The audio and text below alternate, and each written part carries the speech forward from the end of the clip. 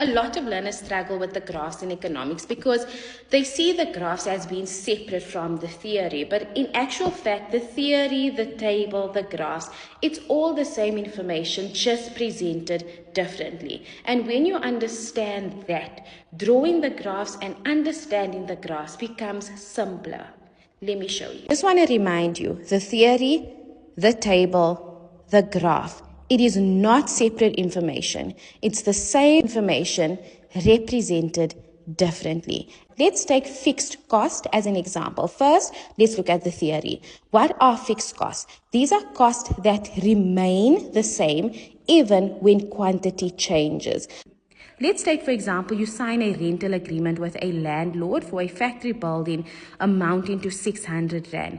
January comes, you've produced nothing. Unfortunately, you still have to pay your 600 Rand. February, you've produced nothing. You still need to pay your 600 Rand. March, you've produced nothing. You still have to pay your 600 Rand. April, you produce 1 unit. You still have to pay your 600 Rand.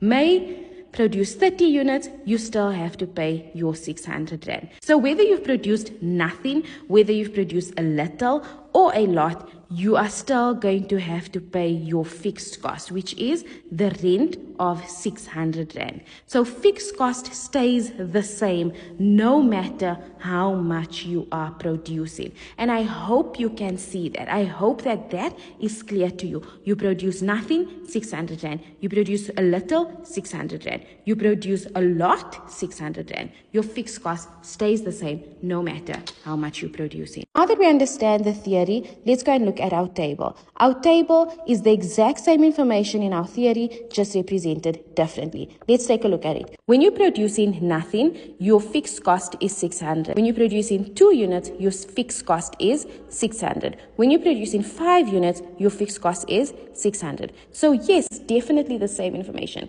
And what is that information? That your cost remains the same even when quantity changes. Is that the case? Does your cost remain the same when quantity changes? Yes, it does. So this information is the same as this information, just represented differently.